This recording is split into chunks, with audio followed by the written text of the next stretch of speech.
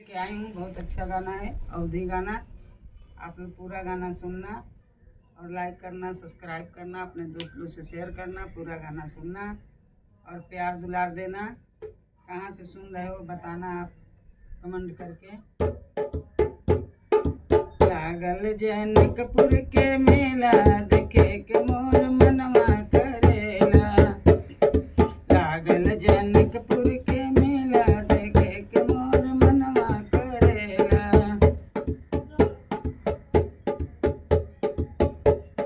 लागल जनकपुर के मेला देखे के मोर मनवा करेला। देश विदेश से संत लोग आएले, देश विदेश से संत लोग आएले, देश विदेश से संत लोग आएले। रही न जाला अकेला देखे के मोर मनवा करेला। रही न जाला अकेला देखे के मोर मनवा करेला। लागल जनकपुर के मेला देखे के मोर मनवा करेला।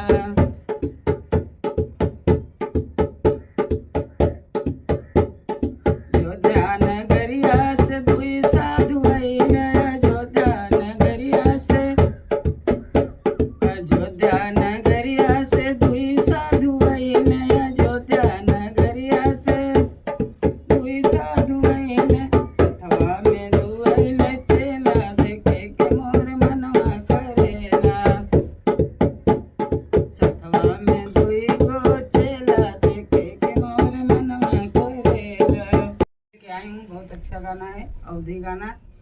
आप लोग पूरा गाना सुनना और लाइक करना, सब्सक्राइब करना, अपने दोस्तों से शेयर करना, पूरा गाना सुनना और प्यार दुलार देना। कहाँ से सुन रहे हो बताना आप कमेंट करके। लागल जनकपुर के मेला देखे के मोर मनवा करेला। लागल जनकपुर के मेला देखे के मोर मनवा करेला।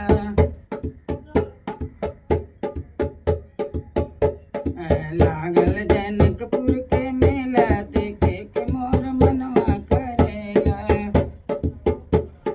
देश विदेश से संत लोग आएले, देश विदेश से संत लोग आएले, देश विदेश से संत लोग आएले। रही न जाला अकेला देखे के मोर मनवा करेला। रही न जाला अकेला देखे के मोर मनवा करेला। लागल जनकपुर के मेला देखे के मोर मनवा करेला।